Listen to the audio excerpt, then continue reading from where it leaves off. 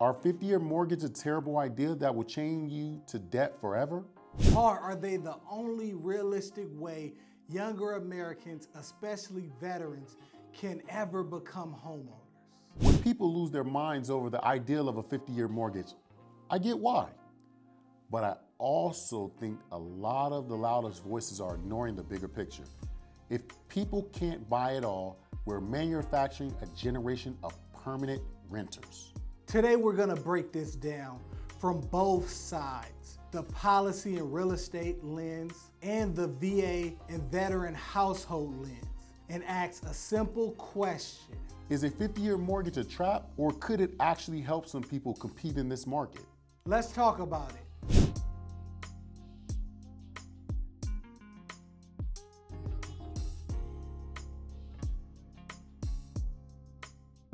Hello, welcome to Prepare to Compete, where we talk all things VA benefits, real estate, entrepreneurship, and more. Kenneth Davis, how you feeling today, my brother? Oh, I'm blessed. Blessed and highly favored. Last year of the month, and just pushing along there in Q4. Absolutely. Pushing along. Happy holiday season to all. Having a wonderful year. 2025 went, it was gone before you knew it. Blink of eye, right? They say time flies when you're having fun, huh? Time flies when you're having fun, but a 50-year mortgage, people might not think that time will fly too fast, right? So there's a lot of misnomers and a lot of talk in the community regarding the topic of 50-year mortgages. So we definitely want to educate everyone and have Kenneth give his expert advice based on the veteran experience and really what this is going to mean for the veteran community if this possibility comes to fruition. Yeah, no, true indeed. I think there's a lot of nuances that really could be favorable in a lot of people's determination. But I just don't think everyone's looking at it that way. But it's going to be really good conversations. Absolutely, because the main conversation, Kenneth, is what exactly is the problem? We're talking about 50-year mortgage. However, that is a solution to a problem that America currently has. So, when you're trying to think of it, what is the real world problem in America with the housing market currently? I mean, let's just put it out there. Pricing, and also the economy and pay wages. What are the wages looking like? I don't think the wages are actually in competition with the influctuation of the market. Absolutely. People are being priced out of being able to buy homes. And, with interest rates and housing prices at record highs, you're looking at a market where you're comparing rent versus buying. And for the short term, there's really no comparison. You're looking at maybe a $4,000 mortgage versus paying $1,800 to rent, which just makes it not really equitable for someone to even consider buying a home at those prices. Yeah, I mean, true indeed. I mean, we have to really understand that, wages have been remaining flat, right? Over the last decade, we can say. But I mean, at the end of the day, we got to understand people are getting secondary jobs to be able to, supplement that income because, though wages are flat, people still need to live. So it's just unfortunately causing more stress, more strain just on the economy, just in general, if you ask me. Absolutely. And that's what the 50-year mortgage is seeking to solve, right? It's seeking to solve the problem of how do we make home ownership more affordable so that American dream could be attainable for more Americans. So that's what we're unpacking there. Now, is it going to be the best solution? Well, what a lot of people are neglecting to remember is that when we first came out with the 30-year mortgage, people were up in arms about that, right? So they were like, oh, that's way too long. And now that's become the standard. Most people get a 30-year mortgage. And let me let you in on a little secret. you actually don't have to. There's still a 15-year option, there's a 10-year option, there's a 25-year option, and somebody recently just told me, if you don't know, talk to some of your lenders, but there's already a 40-year option for some lenders to be able to purchase a home that way. So when you look at this idea, it's not as drastic as you think. No, and let's really unpack that, right? A lot of those mortgage parameters are set by government entities, but there are lenders who are flexible in regards to their mortgage standards. But a lot of times, again, when we talk about lenders, we have to understand that there's privatized lenders that we want to make sure that are equitable and true to what they say. But just generally speaking, those standards are set by the government. So now, if they are setting the standards in regards to lending in setting a 50-year mortgage, well, they have already kind of unpacked some of the issues that they may run into, right? Because we're talking about lender-derived financials. It becomes a big thing, and also impact on the government financials.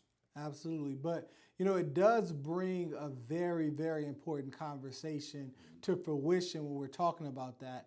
It's just looking at how we're doing things, right? So the 50-year mortgage within itself is not the main crux of the issue. It's how it's going to be applied. So when you look currently and you look at someone that's getting a 15-year mortgage versus a 30-year mortgage, they actually have a decreased interest rate if they pay the loan off faster, right? So that 15-year mortgage has a lower interest rate. So if we just use an example, and everybody has Google, and now you have artificial intelligence to help you get these numbers a lot quicker, right? So I'll let you do that math and look at what today's rates are. But you can run it any day. It's going to be 0.5% and maybe even almost 1% lower for that. So if we're going based upon that same pretense, a 50-year mortgage may not actually help the way we assume it would unless there's some different mortgage reform, because it may in fact have a higher interest rate than a 30-year mortgage if that same process continues. With the longer the loan, the higher the rate is. So we have to look at the implementation and really understand how that's going to happen before we really start judging on whether it's a good idea or not. Yeah, true indeed. And for our active duty and veteran community, we also got to take in consideration of locality, right? Affordability, locality, and also understanding that with the 50-year mortgage, if it is a higher interest rate, now what does that really look like in regard to purchasing power, right? Because when we talk about the VA loan, right, the VA home loan, that's supposed to be a government-backed loan that is going to be essentially to be able to lower your interest rate or be on par for FHA. But understanding that if they're imposing a 50-year mortgage, what does that really look like, you think? Absolutely. No, that's a good question. And you used a key word there, Kenneth, right? You used the word impose, right? So they may or may not be imposing it on us, right? Because we have to think that we do have some options, but if they do have it as an option, frankly, I don't even think they figured out what will happen yet, because they haven't even got that far into the conversation. Because you're absolutely right that we have choices on whether we select a 15, a 30, or a 50 if that's an option, but most people are going to go for the 50-year if they open it up to everyone. So that really will, in fact, be mostly imposed on us. And they haven't even figured out all of that, because right now it's just an active conversation. And I think they introduced it in a way to stimulate all of this debate so that they could really come out with, okay, what are all the problems and how we implement this correctly if it actually becomes a law where we're actually allowing lenders to utilize that as a tool for Fannie Mae and Freddie Mac there especially. Good old Fannie Mae and Freddie Mac. Well, I mean, yeah, and again, I do agree with you. But I want to kind of break this down a little bit in layman's terms, right?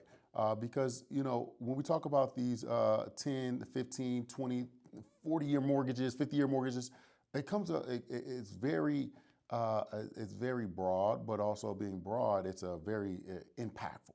It really just punches you in the face. But now let's kind of understand that if, again, a 50-year mortgage is then an option, is that lowering my mortgage? Yes, that's a good question. So the idea is for it to be able to lower your mortgage, and the math that they're looking at right now on average is going to be a few $100s at least, right?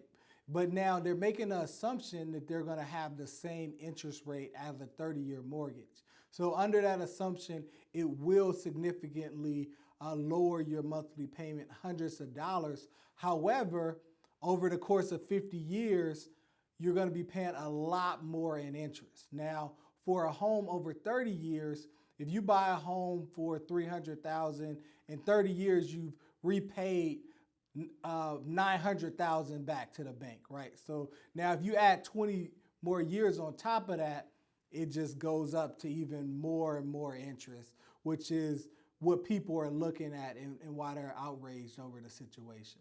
And that's a good viewpoint, but we're not living in 1930s any longer, right? I don't think people are staying in their position of their home for 50 years. I mean, I just don't know too many people who has moved in and stayed elongated beyond 10 years. Absolutely, Kenneth.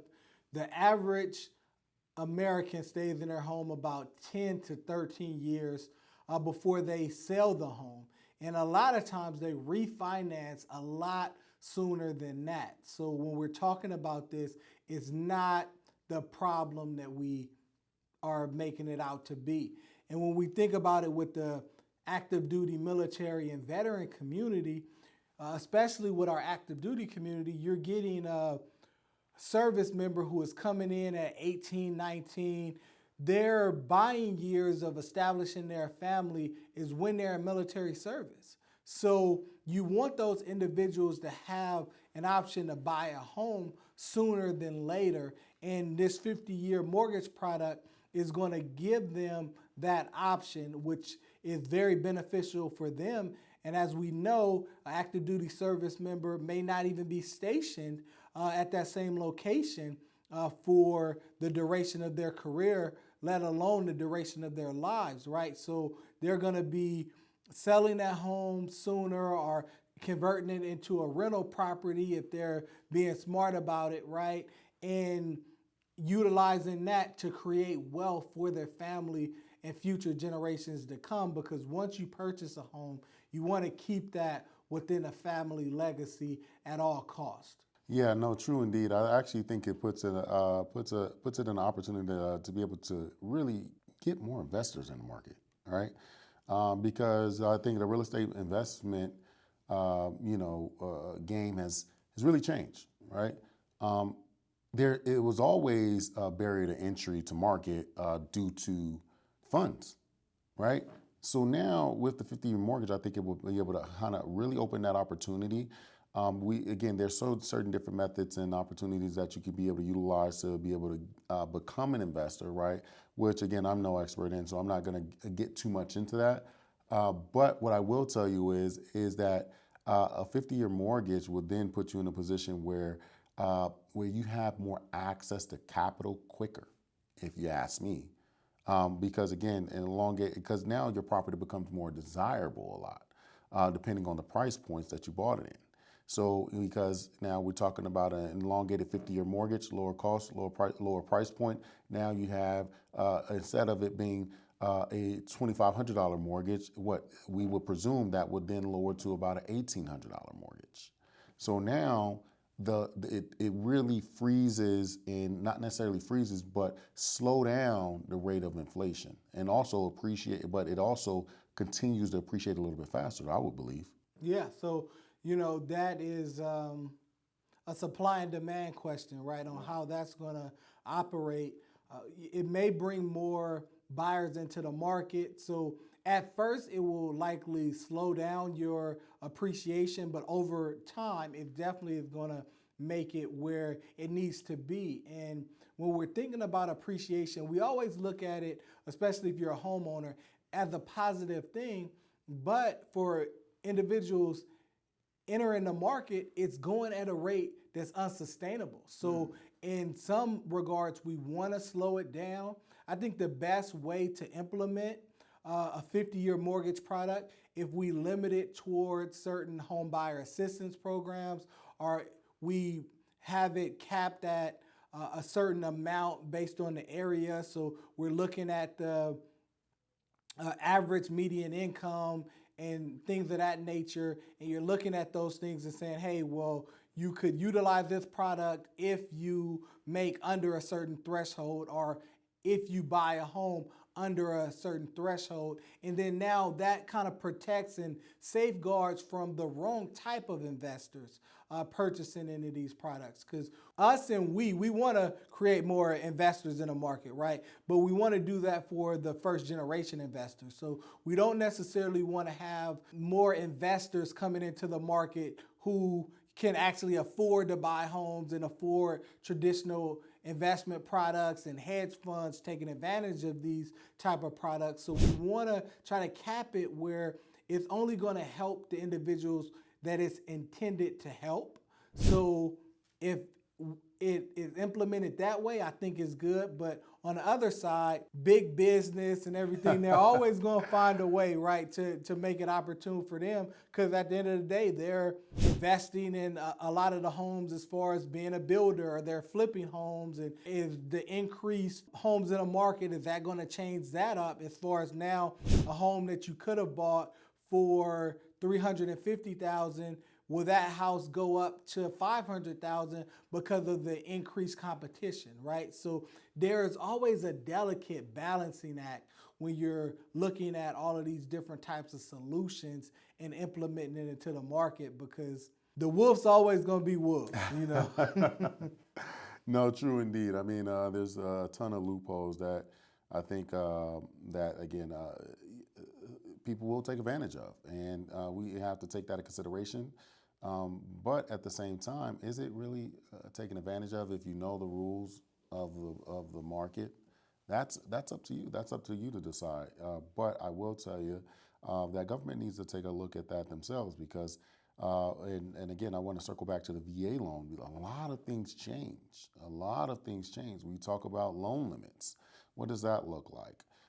We talk about when we talk about the VA loan implemented now, again, the strict ramifications of rules, does it apply to the same 50-year mortgage?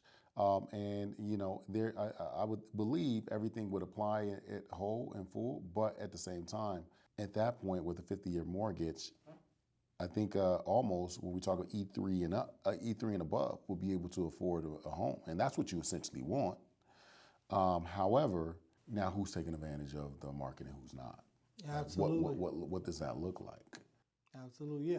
So again, the implementation is the most important. You know, we only know so much about this, right? Just because it's a lot of speculation into what can potentially happen. But I would say it's a breath of fresh air, and it's moving in the right direction that America is thinking about middle America, right? And the affordability crisis, and suggesting some solution to be able to combat that. So, you know, I take my hat off to that fact that, hey, this is a solution that could potentially help everyday Americans that, guess what, don't already currently own a property, right? Because that's what it's targeted for. And, you know, what's crazy to me, Kenneth, is that people who do not own a property are always talking and complaining about the interest rates of homes and the lengths of things. It's like, well, guess what? If you never purchase a home, then you're paying rent for your whole life, which is more than 50 years. So why are you worried about it taking 50 years to pay off a home? Even if you think in the ideal pretense of a world that, hey, I'm going to buy this home at 30 years old and I'm going to live in there until I die, which it's not going to happen. You have lifestyle creep and other things that occur. But even in that scenario, it's like, well, what was your other alternative? To never buy a home and then be written the whole time, and you never secured and locked down your most important expense, which is your housing expense? Because over 30 years, whether you lived in San Diego or you lived, somewhere in the Midwest, it's gotten more expensive. You went from paying several $100s a month to paying several $1,000s a month. So what is that going to look like 30 years from now? The key is really to stabilize your expense as far as housing expenses, because veterans, retirees, they can't afford to rent, and with rent going up when they're retired. They need to lock in that at an early time to be able to maintain a certain standard of living. No, I do agree. But I also think there's a other side to that, right? Because now stabilization of the economy doesn't always rely just on home purchasing. But now there have to be the jobs out there to be able to sustain that affordable lifestyle and also to be able to afford a mortgage. So it's just very difficult. As you mentioned, it's a very difficult balance when we're trying to really sync the income and the wage gap with home purchase, right? Which I definitely believe that there's a good marriage in between that, and I think that was happening in the 90s, right, early 2000s. But obviously, over the last years, we've seen this bubble have been bigger and bigger and bigger. It had already bursted on us once. Will it happen again? And we would like to know your opinion. Well, you know what? I believe that the government is not going to allow it to happen. I believe the bubble is just there. Are you saying that we've been in a recession for the last 3 years but no one spoke about it? I'm saying that the bubble, if not more, if it's been a bubble, it should have already burst, right? Because when you think about even what we're talking about, the fact that we even have to resort to this as an option tells you that we have a severe problem. Are you saying that there has not been enough homes being built over the last 5 years? There hasn't been enough homes being built because there hasn't even been enough wood and supply to build the homes, let alone workers to actually build the homes as well. Are you saying that there is not enough skillful workers in the continental U.S. to be able to build these homes and continue to go ahead and continue the cycle of the economy? I'm afraid not, but you know what? I don't want to say all of that.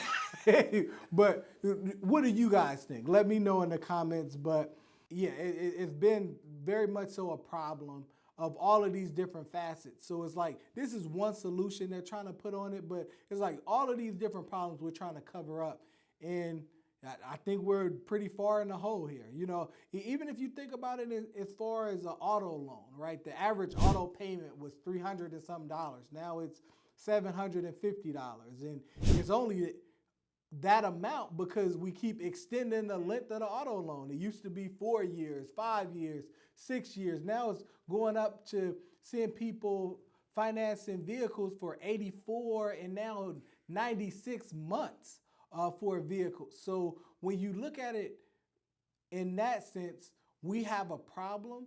Now, some people may look at it as though, well, there's a affordability problem, and I believe so, but also entangled to that is that we have a spending problem where the government is spending too much and we adopted the habits of our parents, right? So the government being the parent in that situation is like they're overspending and we're in a deficit, $40 trillion. And it's like we're actually running our homes the same way, off of credit cards and off of overspending just to satisfy personal desires.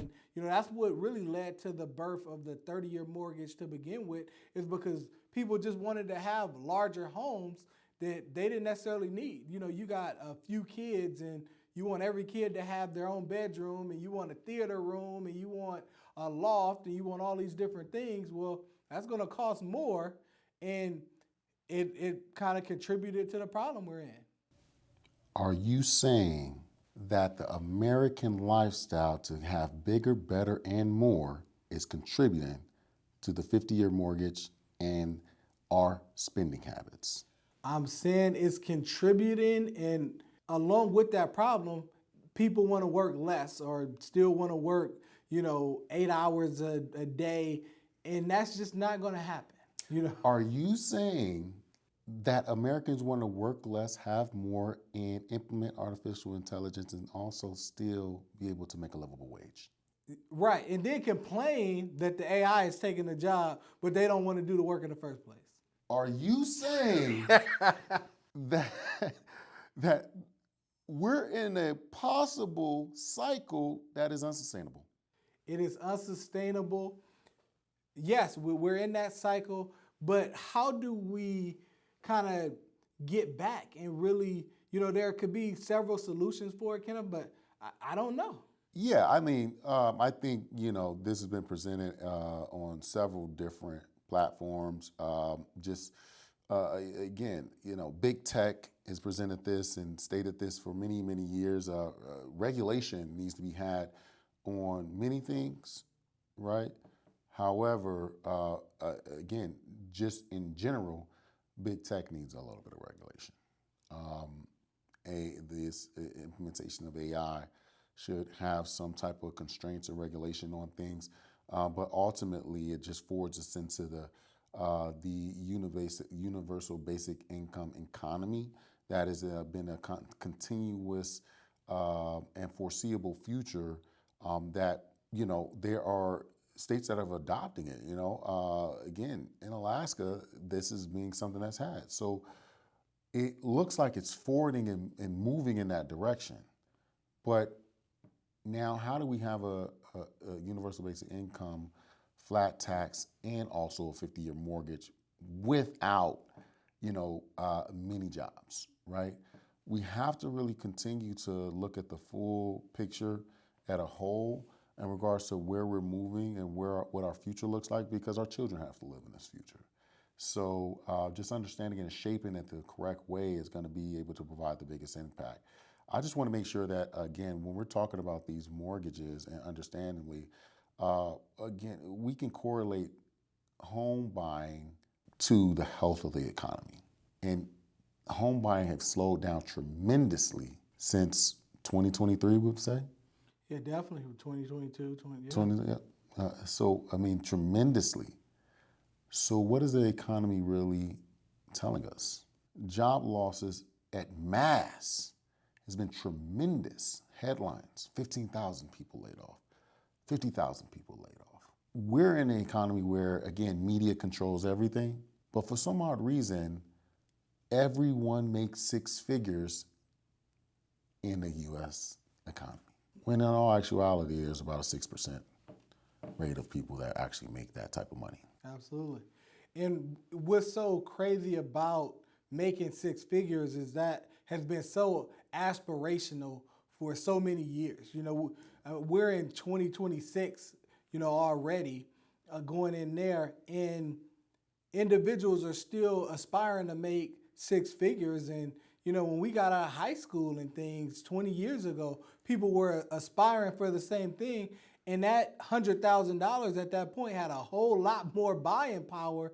So that tells you right there how much the world have shifted, but wages have actually stayed the same because people still haven't hit that pinnacle of $100,000 when in 2005, that was an aspiration and considered a good living then.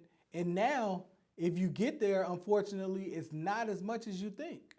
It sounds like the goalpost is continuously moving to be able to really just have a way of living, and I think, us as a whole, as the economy, need to take a step back at times and really just really be grateful for what we have, because a lot of times we're so busy looking over the horizon and wanting the next and really pushing for increased income because we have to, right? Definitely when eggs were $7, $8 at one point in time, right? But at the end of the day, we need to find better ways to be able to help the masses. And though we are going to, in a very involved artificial intelligence economy, I think also we need to worry about the people. And people matter. People matter. I think we're going into an age where a lot of this artificial intelligence is going to change the world, change how we operate on a day-to-day basis.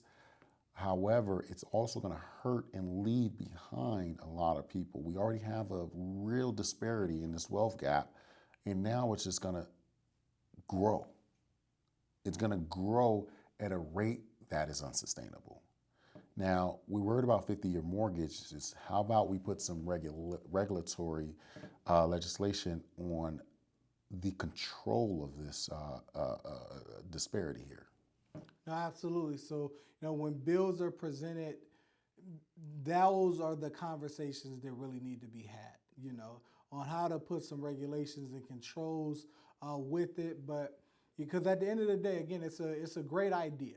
Yeah. Currently, the average age to purchase a home has hit 40 years of age. So the average American is not purchasing a home until they're 40. So even with the 30-year mortgage, they're going to be 70 years old until that's paid off. So let's just sit here and think about that, okay? And with the 50-year mortgage, what it's supposed to be designed to do is to allow individuals to purchase homes sooner. So now if you purchase that home at 25 years of age, in that same scenario, it'll be paid off when you're 75 years old, right? So it really only changed the payoff by 5 years by decreasing the age the way it did, right? So again, you always have to look at the whole entire picture before you judge something. And again, it's all assumptions at this point, but these are the things that they're looking at. They're looking at, hey, people used to buy homes in their 20s and they can't anymore. How can we get them back to purchasing in their 20s? But something else in regards to individuals who are against the 50-year mortgage, it's like I'm talking to people and they're like, oh, no, I wouldn't do that. I was like, you just bought your home last year. It's like, yeah, I just bought a home last year. I couldn't imagine paying for 50 years. And then my question to them is like, what if you could have purchased that home 5 years earlier? How much was that same property 5 years ago? That's what the 50-year mortgage is designed to do, to allow you to purchase that home a lot sooner than you otherwise would have.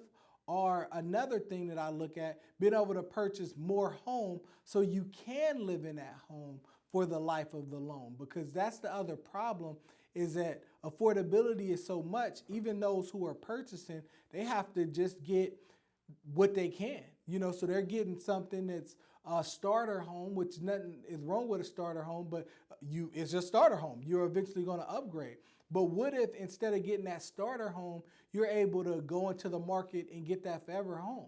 Well, you've already saved money by doing that, because if you're going to live in that starter home for 5 to 7 years and then purchase, then you're already in that home. You bought that forever home at a decreased price than you would pay 5 to 7 years from now. So don't let those type of facts go over your head when you're looking at this and you're doing it. But what I would urge the government to do and look at now is that since they make more money on a 30-year mortgage, I bear to ask, why is a 15-year mortgage more affordable as far as the interest rate anyway?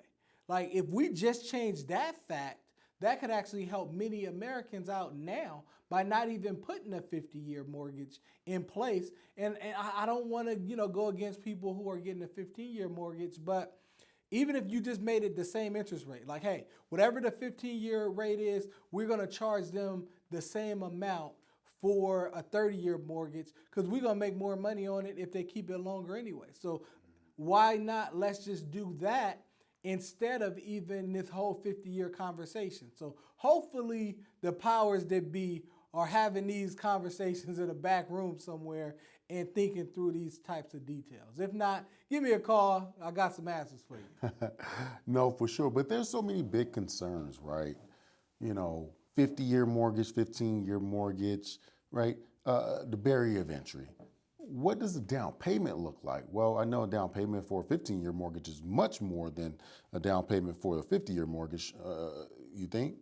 Yeah, absolutely, because you're financing for less of a period of time. So mainly it impacts your payment. So your payment can be almost double, right, for that 15-year product. But your down payment is just a percentage of the purchase price. So that's going to maintain the same no matter how long you finance the home. So that is safe from that aspect of it. But if a mortgage for 30 years was going to be $3,000 and now I got to pay $5,700, not a lot of people have $5,700 a month to do that. So I hear you, Dave Ramsey, but explain to us what Kenneth is talking about with the fact that wages are so low. Most people don't make $5,800 a month, $5,700 a month. So how can they afford to do that?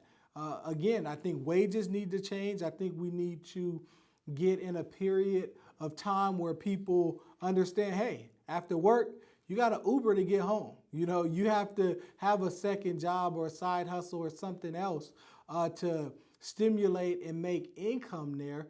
And it is doable for a majority of Americans. When we're talking to people, talking to family members and otherwise, and trying to motivate them on these things, just think about it. Okay, so if you have a middle class income and a middle class job, maybe you are, a teacher, you work as administrative assistant, there's a lot of different jobs. Whatever your employer pays you to do on a full time, you have a certain skill that you've been trained to do that somebody would actually pay you to do that on your off time, and you could use that same exact skill that you've learned from your employer to supplement and make additional income by doing the same thing for a small business on the side.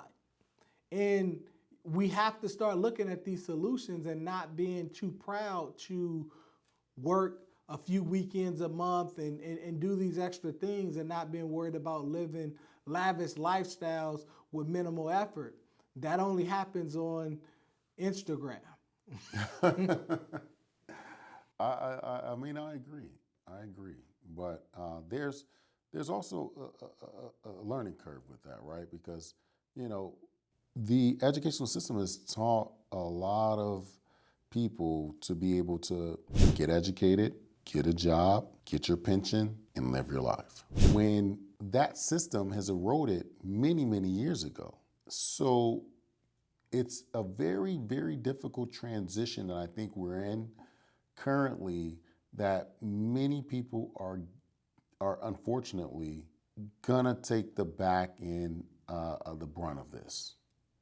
Okay, these 50-year mortgages, I think I truly, if I could have a 50-year mortgage, I would have a 50-year mortgage. So let me go ahead and clarify that. But there's also attainable risk in this, right? And what I mean about attainable risk is attainable risk in all mortgages. But when we speak about the 50-year mortgages, as you mentioned, the interest that you're paying over the lifespan of this, and even if you're not staying in there, the interest, but things change, right? You want to refinance in a 2 to 3 year time span. That's going to cost more. It's going to cost more. They're going to charge you more to refinance a 50-year mortgage, and probably double. All right, yeah. Hopefully they don't let you refinance if because you already got it so good. But that's the thing, Kenneth. It's like no matter what solution you come up with for people, they're gonna still find a way to dig themselves in a hole. You talk about the pension. They get rid of the pension. They make it standard for more employers to have 401ks. Now people are borrowing against their 401ks, and so they still don't have money when they retire. And the same thing with purchasing a home. They're refinancing the homes anyway. So that's what I don't get about the outrage of the 50-year mortgage to begin with. Is it's like didn't you just refinance back to a 30-year mortgage after you done paid it for 20 years already? You're in a 50-year mortgage already. So are you saying that more than likely most Americans have refinanced 3 to 5 times already, and they're already put themselves in a 70-year mortgage probably? Most people will not pay off a home. They will die with the mortgage. And that was said by Mr. Jones. That's just the honest truth there. And now Yeah. I hope they prove me wrong and not do that, but we continue to get ourselves in the debt, even with the car situation. It's like there's somebody right now that just got a 96-month a loan on a vehicle, and they're going to refinance that vehicle and pay on that car for more than 96 months. Yeah, I've seen it. So we find ways to keep ourselves in a jam, and that's what the government with this solution is trying to get us out of. But truthfully, we need to get ourselves out of that jam, right? And so when we kind of bring it back into the veteran community, and really particularly the active duty community, because I would really like to see more active duty service members purchase homes earlier in their career. You know, they have the BAH, it stands for buy a house, you know, so they need to utilize those resources to purchase a home. And this is a product that could encourage that if implemented correctly. But now, Kenneth, how would you say, just whether they utilize this program and it comes to fruition or not, how can our active duty service members, young in their 20s, do more to be able to afford a home sooner? And it's the other thing that we have to encourage them to do so, because, you know, they want to rent and live in a high rise a lot of times, right? Because that's an appealing option. But how do we advise them to change their spending habits so that they can create more security in the future? I'm glad you asked. All right, active duty members, this is what we're going to do. All right.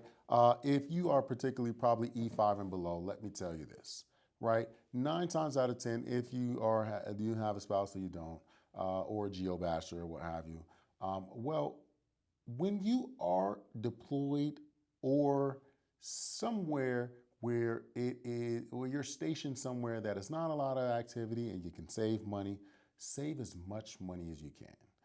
Going out in town and spending every dollar you check and waiting on the 1st and 15th to come around is not the way to go. That's first, right? Take that savings and go to a lender and say, hey, I am looking for a VA loan. And now, after you've already, obviously you're in the military, so you have a stable job. Now, once you have access to your VA home loan, now you go find 3 buddies to be able to, 1, go roommate with, or 2 buddies, or 1 buddy, right? You purchase the home, get them a room to rent that room, because again, you're in a community of E5 and below that have standards that they need to abide by in town and on base. Okay, and on base, again, you're abided by the UCMJ and also the chain of command. So with that being said, you have a lower risk tolerance of that roommate. Does bad things happen? Yes, but again, hopefully it doesn't happen to you. But now, with that said, now you have split your mortgage in half and you get to live out in town because you didn't save your dollars when you went on that 6-month, 1 year, 2 year, 18-month deployment, what have you. So now at that point in time, you have home ownership and also split the mortgage in half. And now you have a little bit of extra cash in your pocket that's coming to you on a daily. And when you PCS, or if you re-enlist or you don't, you have security through your transition. That is going to put you in a position of success. There's a lot of other nuances and rules and guidelines in between that, but you have the availability and also the access to one of the most powerful tools in the mortgage market, and that's the VA home loan. If you want strategy, give us a call. There's so many different rooms for opportunity to leverage your VA home loan for success, financial gain, but also security for you and your family moving forward.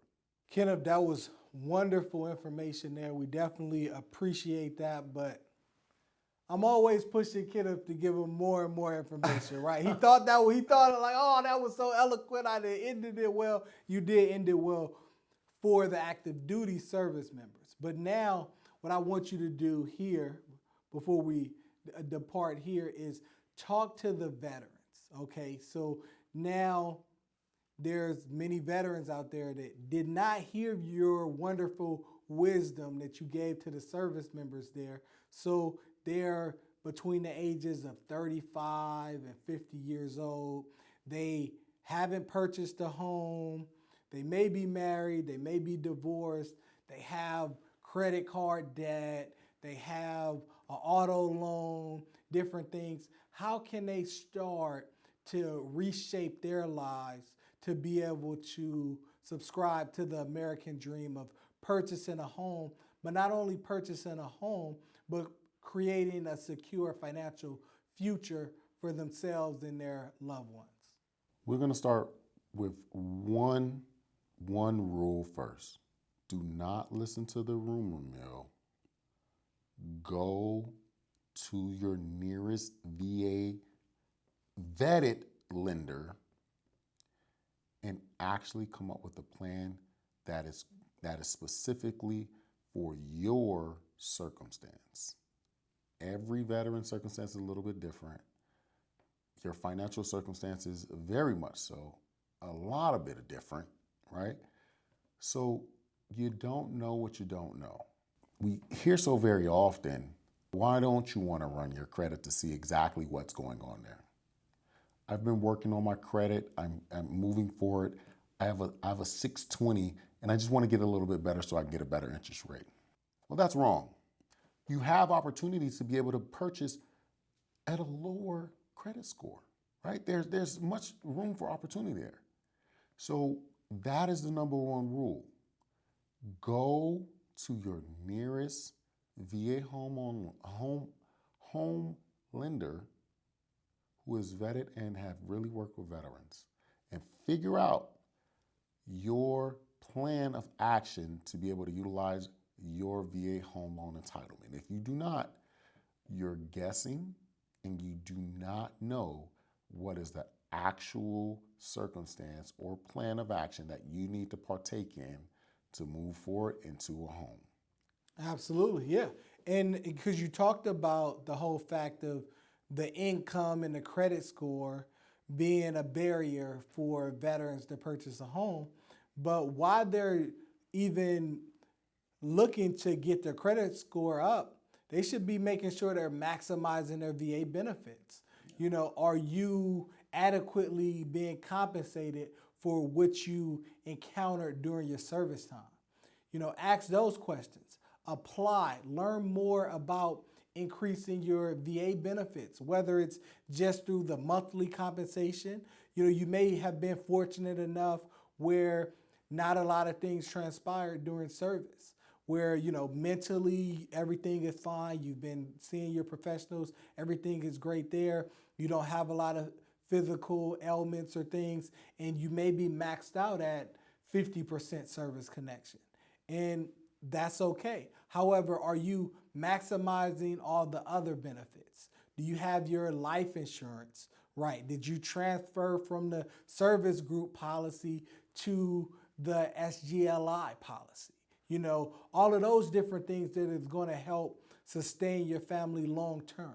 Are you using any kind of voc rehab programs to get additional certifications to be able to further your skills for additional income?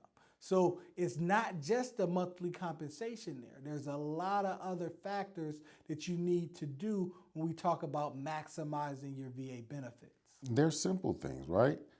Are you 10%? Are you still paying a funding fee and you didn't get 10%? That means you're still paying a funding fee, and you were stationed in Afghanistan. Shouldn't be paying a funding fee. I think you should be awarded a lot more than that. That's neither here nor there. What we're saying is get the help that you need and get the help that you deserve, but also get the vetted help that you need and deserve. But beyond that, let's make sure that if you are trying to maximize your VA home loan entitlement, that could be a area where you can actually have so many different strategic plans and tactical plans to use that you're just not deploying. Okay? So if again you need any assistance and be able to create a firm strategy that's going to get you into your home where you're not going to need to utilize a 50-year mortgage, contact us because it's coming. Okay? It is not something to, to focus on now, but what you need to focus on is the security and stability of you and your loved ones. Well said, Kenneth. Thank you for watching. Like, comment, and subscribe. And as always, prepare to compete. We're out. Peace.